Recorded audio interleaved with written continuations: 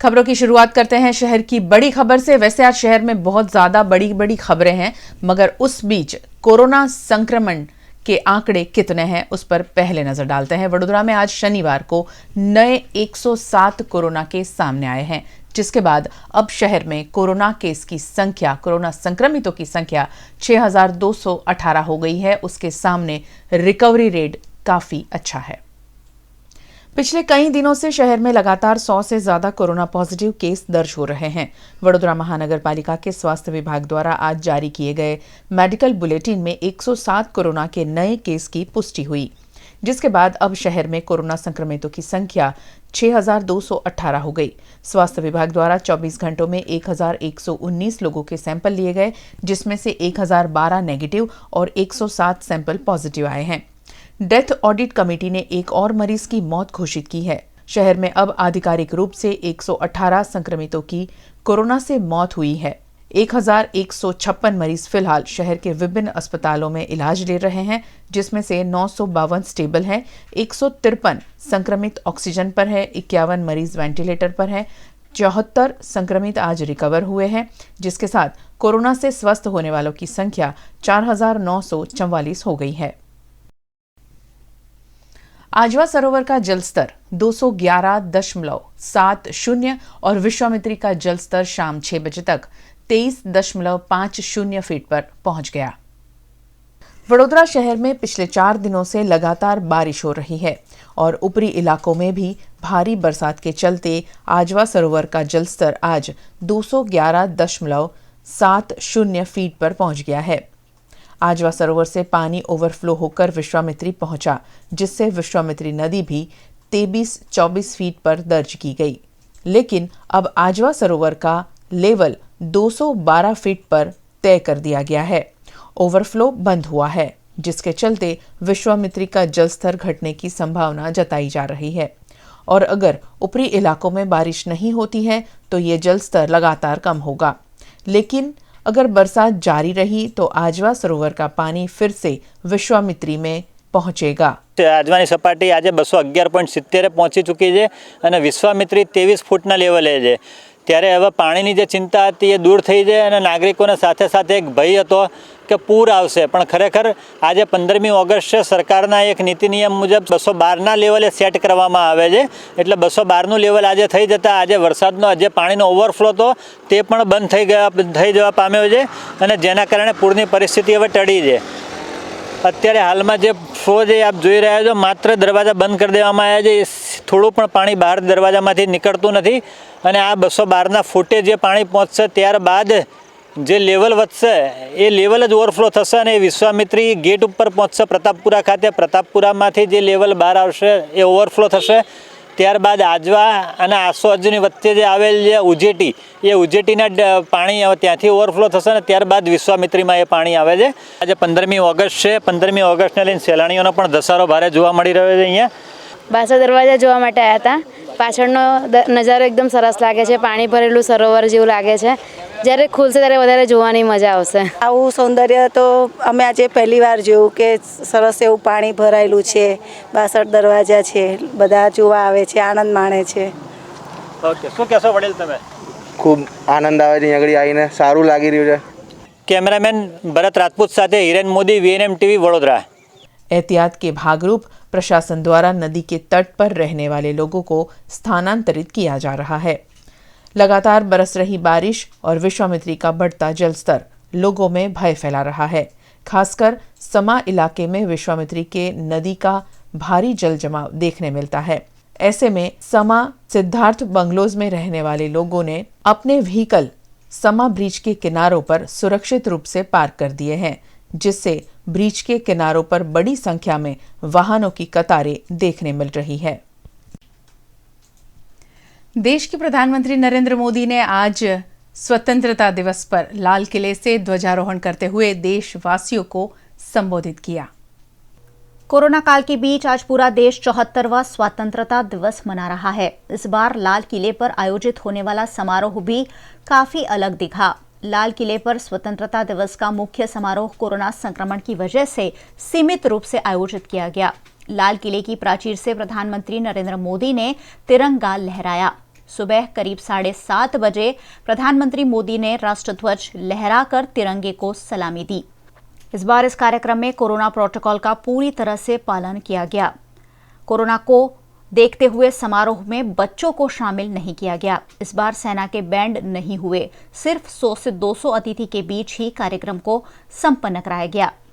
इस कार्यक्रम में शामिल होने वाले लोगों के लिए मोबाइल में आरोग्य सेतु ऐप आवश्यक किया गया था। साथ ही सोशल डिस्टेंसिंग भी सुचारू किया गया था। इस मौके पर 7वीं बार देश के प्रधानमंत्री नरेंद्र मोदी ने तिरंगा लहराते हुए देशवासियों के नाम संबोधन दिया।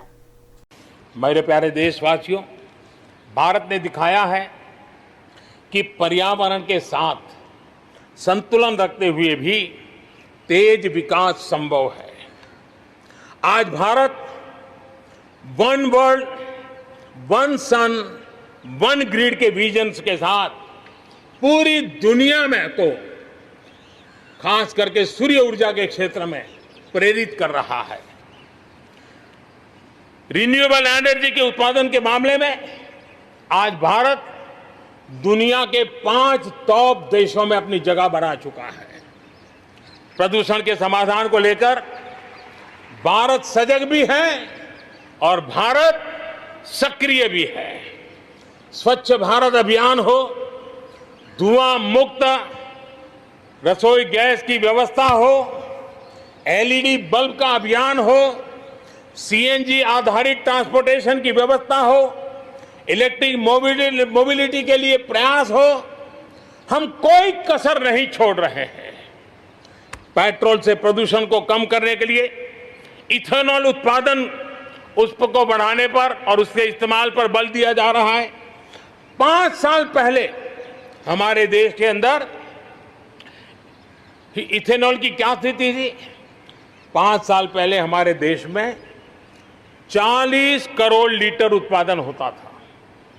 आज 5 साल में 5 गुना हो गया और आज 200 करोड़ लीटर इथेनॉल हमारे देश में बन रहा है, जो पर्यावरण के लिए बहुत उपयोगी हो रहा है।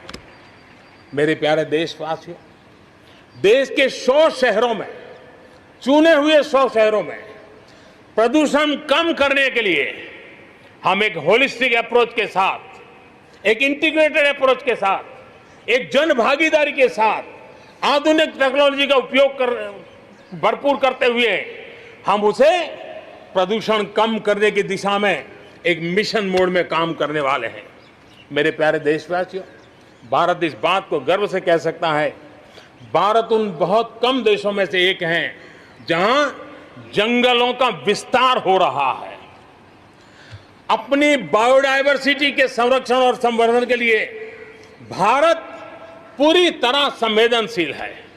हम लोगों ने सफलतापूर्वक प्रोजेक्ट टाइगर, प्रोजेक्ट एलिफेंट हमने सफलतापूर्वक आगे बढ़ाया है। हमारे यहाँ टाइगर की आबादी बढ़ी है। अब आने वाले दिनों में एशियाटिक लायन, प्रोजेक्ट लायन की शुरुआत हो रही है और उसमें प्रोजेक्ट लायन भारतीय शहरों की रक्षा, सुरक्षा, आवश्यक इंफ्रास्ट्रक्चर और विशेष करके उनके लिए जो आवश्यक होता है स्पेशल प्रकार का हेल्थ इंफ्रास्ट्रक्चर, उस पर भी काम किया जाएगा और प्रोजेक्ट लाइन पर बल दिया जाएगा। साथ ही एक और काम को भी हम बढ़ावा देना चाहते हैं और वो है प्रोजेक्ट डॉल्फिन चलाया जाएगा। नदियों में, समंदर में रहने वाली दोनों तरह की डॉल्फिन्स पर हम फोकस करेंगे। इससे बायोडायवर्सिटी को भी बल मिलेगा और रोजगार के अवसर भी मिलेंगे। ये टूरिज्म के आकर्षण का भी केंद्र होता है, तो इस दिशा में भी हम आगे बढ़ने वाले हैं।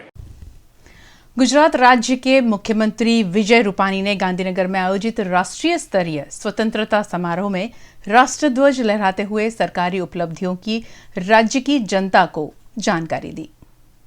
कोरोना काल के बीच देश में 74वां स्वतंत्रता दिवस राष्ट्र भावना के साथ मनाया गया। इस मौके पर राज्य स्तरीय कार्यक्रम गांधीनगर में आयोजित किया गया, जिसमें सोशल डिस्टेंसिंग के साथ गुजरात राज्य के मुख्यमंत्री विजय रूपाणी ने ध्वजारोहण किया। इस कार्यक्रम में कोरोना महामारी के चलते कुछ खास लोगों को ही आमंत्रित किया गया था। इस मौके पर मुख्यमंत्री के हाथों कोरोना वॉरियर्स का सम्मान भी किया गया। मुख्यमंत्री ने गुजरात की जनता को संबोधित करते हुए कहा कि कोरोना महामारी से लड़ने के लिए जो जन आंदोलन चल रहा है वो स्वतंत्रता आंदोलन के समान ही है। इस मौके पर विजय रूपाणी ने राज्य सरकार और भारत सरकार की कई योजनाओं की उपलब्धियों को भी लोगों के सामने बयान किया। 74वें स्वतंत्रता पर्व पर जिला स्तरीय समारोह शहर के रेलवे पुलिस परेड ग्राउंड में राज्य मंत्री योगेश पटेल की अध्यक्षता में आयोजित हुआ। समूचे देश और राज्य के साथ साथ वडोदरा शहर में भी 74वां स्वतंत्रता पर्व उत्साह के साथ मनाया गया। एक और कोरोना संक्रमण है, दूसरी ओर बरसात की आफत है और उसी के बीच वडोदरा शहर में रेलवे पुलिस परेड ग्राउंड में राज्य मंत्री योगेश पटेल के हाथों राष्ट्रध्वज लहराया गया। इस मौके पर उपस्थित सभी ने तिरंगे को सलामी दी। कार्यक्रम में सांसद रंजनबेन भट्ट, जिलाधीश शालिनी अग्रवाल, शहर पुलिस कमिश्नर आरबी ब्रह्मभट्ट समेत के अधिकारियों और पदाधिकारियों की उपस्थिति रही। 74નો સ્વતંત્ર દેશ ભારતનો આજે વડોદરા ખાતે મારા જન્મસ્થળે આજે ઉજવવામાં આવ્યો, એમાં હું ઘણો ખુશ છું। ભૂતકાળમાં અનેક શહેરોમાં આ લાભો મળ્યો છે, પરંતુ મારી જન્મભૂમિમાં એક લાભો મળે એ આનંદનો વિષય। ખાસ કરીને રાજ્યના મુખ્યમંત્રી વિજયભાઈ રૂપાણીજીએ 4 વર્ષમાં જે કામ કર્યા છે અને એ કામો ઉત્સાહથી અને જે બી નાગરિકોને તકલીફ પડે એનો ઉકેલ લાવવા માટે કર્યા। તેમજ આપણા તત્કાલીન મુખ્યમંત્રી અને હાલના દેશના વડાપ્રધાન જેઓ સતત 2014થી ભૂતકાળમાં કોઈ પણ વિરોધ પક્ષની સરકાર નથી ચાલી, એટલી સરકારના વડાપ્રધાન તરીકે નરેન્દ્રભાઈ મોદીજી રહ્યા છે અને એમને હમણાં 10 દિવસ પહેલાં જ રામ મંદિર જે 500 વર્ષ પહેલાંની જે પ્રશ્ન હતો એ ઉકેલ્યો। 370ની કલમો હોય કે જે બી દેશના અનેક પ્રશ્નો એવા હતા કે ભૂતકાળની સરકારોએ આ ઉકેલી નહોતી શકી, એ આપણા વડાપ્રધાન નરેન્દ્રભાઈ મોદીજીએ ને આજે ઉકેલ્યા છે અને આજે સવારે એમને જે સ્વતંત્ર દિનની ઉજવણી લાલ કિલ્લાની ઉપરથી કરી એ જોઈને આનંદ। वडोदरा महानगर पालिका कार्यालय में जनप्रतिनिधियों और अधिकारियों की उपस्थिति में मेयर डॉक्टर जिगीशा शेठ के हाथों ध्वजारोहण कराया गया। आज पूरे देश में 74वें स्वतंत्रता पर्व का उत्साह देखने मिल रहा है, जिसका सेलिब्रेशन वडोदरा महानगर पालिका द्वारा भी किया गया। इस मौके पर वीएमसी कार्यालय में मेयर डॉक्टर जिगीशा सेठ ने बरसाती माहौल के बीच देश की आन बान शान जैसे राष्ट्रध्वज को फहराया। सभी ने राष्ट्रगीत का गान करते हुए तिरंगे को सलामी दी। इस मौके पर deputy mayor doctor Jivraj Singh Chauhan, विपक्ष के नेता चंद्रकांत श्रीवास्तव, म्यूनिसिपल कमिश्नर नलिन उपाध्याय, नगर सेवकों, जनप्रतिनिधियों और पदाधिकारियों की उपस्थिति रही। भारत स्वतंत्र थयुं, सुराज्य आव्युं, स्वराज्य आव्युं અને આજે આપણે આત્મનિર્ભર થવા જઈ રહ્યા છીએ અને સાથે જ રામ રાજ્યની જે પરિકલ્પના હતી એ પણ સાકાર થવાની, કારણ કે રામ રાજ્ય રામ મંદિરનું પણ નિર્માણ ઐતિહાસિક વર્ષ આપણા આ વખતે થયું। આ વખતે ખાસ કરીને આપણે કોઈ જે દર વર્ષે મોટા જેને કહેવાય કે ખૂબ આનંદનો દિવસ હોય અને ધામધૂમથી ઉજવીએ એને બદલે કોરોનાને લક્ષ્યમાં રાખીને એવું નક્કી કર્યું કે કોરોના વોરિયર્સ જેમણે આ કપરા દિવસોમાં, મને બરોબર યાદ છે કે 19મી માર્ચે ગુજરાતમાં પહેલો કેસ આવ્યો હતો, ત્યારથી આજ દિન સુધી ખડે પગે જેમણે કામ કર્યું કે મારી જે યુપીએચસીની બહેનો અને ભાઈઓ ડૉક્ટર્સે ખૂબ સુંદર કામગીરી કરી, પોતાના ઘરથી દૂર રહીને બાળકોને કોકના સહારે મૂકીને એમણે જે પોતાની પણ પરવા કર્યા વગર સ્વાસ્થ્ય સાચવ્યું અને સાથે જ એરિયામાં એમણે જે કામગીરી કરી એને હું બિરદાવું છું અને આશા વર્કર બહેનો જેમણે ઘરે ઘરે જઈને સર્વે કર્યો એમનું પણ આપણે સન્માન કર્યું. લેબ ટેકનિશિયન હોય જેમણે સ્મશાનમાં ફરજ બજાવી એમનું પણ આપણે સન્માન કર્યું. અને ફાયર બ્રિગેડના જવાનો જેઓ સેનિટાઇઝેશન કરવા વખતે ઘરે ઘરે આખા શહેરમાં દોડીને કામ કર્યું. અને સાથે જ જ્યારે કોઈ મૃત્યુ પામે ત્યારે એની ડેડ બોડી હોસ્પિટલથી લઈને સ્મશાન સુધી પહોંચાડવાની, જ્યારે સગાવાલા પણ આ કન્ડિશનમાં સાથ ન આપી શકે ત્યારે એમણે એક માનવતાના સંબંધે, લોહીના સંબંધે નહીં પરંતુ માનવતાના સંબંધે જે કામગીરી કરી છે એ સર્વેની કામગીરી આપણે બિરદાવીએ. કે કોરોના મહામારીની અંદર જે પ્રમાણે આ દેશના યુવાનોની દુર્દશા થઈ છે, લોકોની નોકરીઓ ગઈ, લોકોને અડધી પગાર થઈ, પૈસા ના હોવા છતાં પણ લોકોને ફીસ ભરવી પડી, લારી ગલ્લા પથારાવાળા નાના નાના વેપારીઓ બેકાર થઈ ગયા, એના માટે એક શબ્દ નથી. રામ મંદિરની વાત કરી પણ રામ રાજ્ય કઈ રીતે આવશે એની વાત નથી કરી. સ્વતંત્રતા દિવસે તમામ ભારતવાસીઓએ આ આઝાદીનો પર્વ હજારો લાખો લોકો શહીદ થયામાં આ ધ્વજ નીચે કેટલાય નામી અનામી લોકોએ દેશની આઝાદી માટે લડત આપી હોય અને જે સમયે સૂઈ ના બનતી હોય એ ભારતની કલ્પના આજે અહીંયા સુધી આવી હોય ત્યારે આ મહામારી અને મહામારીમાં ચાલતા લોકોના માટે દવાઓ, લોકોના રક્ષણ માટે દવાખાનાઓ, નોકરીઓ માટે આ તમામ વાયદાઓ કરવાના નથી, લોકો સુધી પહોંચાડવાના છે. અને છેલ્લા 6 મહિનાથી કશું પહોંચ્યું નથી. 20 લાખ કરોડની વાયદા કરનારા લોકો 2 રૂપિયા લોકોના પાસે નથી પહોંચ્યા. એ જરા જુઓ કે કેમ નથી પહોંચ્યા. અને લોકોને સદ્ધર બનાવવા માટે લોકોને મજબૂત કરવું પડશે. વાયદાથી આ દેશ નહીં ચાલે. માનનીય મેયરશ્રી દ્વારા અહીંયા ધ્વજવંદન કરવામાં આવ્યા પછી કોરોનાના આ કપરા કાળમાં જેમણે ખૂબ જ નિષ્ઠાપૂર્વક ખૂબ જ સારી કામગીરી બજાવી છે એવા આપણા કોરોના વોરિયર્સનું પણ સન્માન કરવામાં આવ્યું છે. અને આપણે બધા અભ્યર્થના વ્યક્ત કરીએ કે એમના દ્વારા પણ હજુ સતત સારી કામગીરી થતી રહે અને કુદરત પણ આપની સાથે રહીને આ ઝડપથી કોરોનાને મહાત કરવામાં આપણને શક્તિ આપે. शहर भाजपा कार्यालय में 74वें स्वतंत्रता पर्व पर सांसद रंजनबेन भट्ट के हाथों ध्वजारोहण किया गया. सयाजीगंज के मनुभाई टावर में भाजपा कार्यालय स्थित है, जहां 74वें स्वतंत्रता समारोह का आयोजन किया गया. इस मौके पर भाजपा अध्यक्ष और सांसद रंजनबेन भट्ट के हाथों राष्ट्रध्वज लहराया गया. उपस्थित सभी भाजपा कार्यकर्ताओं ने राष्ट्रध्वज को देश भावना के साथ सलामी देते हुए राष्ट्रगीत का गान किया. 15 अगस्त यानी स्वतंत्रता पर्व दिन मैं वडोदरा शहर जिले के तमाम वासियों को मैं शुभकामना देती हूँ, हार्दिक बधाई देती हूँ. साथ में हमारा देश आत्मनिर्भर भारत बनने जा रहा है. हमारे प्रधानमंत्री आदरणीय नरेंद्र भाई मोदी जी ने ये विश्व कोरोना महामारी में कोरोना वॉरियर्स को सम्मान देने के लिए देशवासियों को एक आह्वान किया कि आप शंखनाद करके कोरोना वॉरियर्स का सम्मान करो. देशवासियों ने उस आह्वान को स्वीकार किया और कोरोना वॉरियर्स को सम्मान दिया. तो साथ में रात को घर की बत्ती बुझा के अपने घर में दिए जला के कोरोना वॉरियर्स को सम्मान देना है, ये बात भी देशवासियों ने स्वीकार करके ये कार्य में जुड़ गए हैं. ऐसे हमारे प्रधानमंत्री श्री जब देश की सेवा कर रहे, राम मंदिर भी बनाने जा रहे हैं, तो आइए हम बड़ोदरा वासी को विनती करते हैं, आइए आज के दिन हम संकल्प करें और कोरोना को परास्त करें और साथ में हमारे वडोदरा के विकास में हम सब जुड़ के वडोदरा को विकास की गति में आगे बढ़ाए. आप सबको फिर से मैं स्वतंत्रता पर्व की बहुत ही शुभकामना देती हूँ.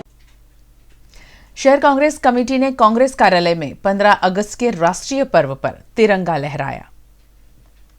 15 अगस्त के दिन अंग्रेजों की गुलामी से भारत देश आजाद हुआ था और 1947 से इस दिवस को आजादी दिवस के रूप में पूरे देश में उत्साह और उमंग के साथ मनाया जाता है.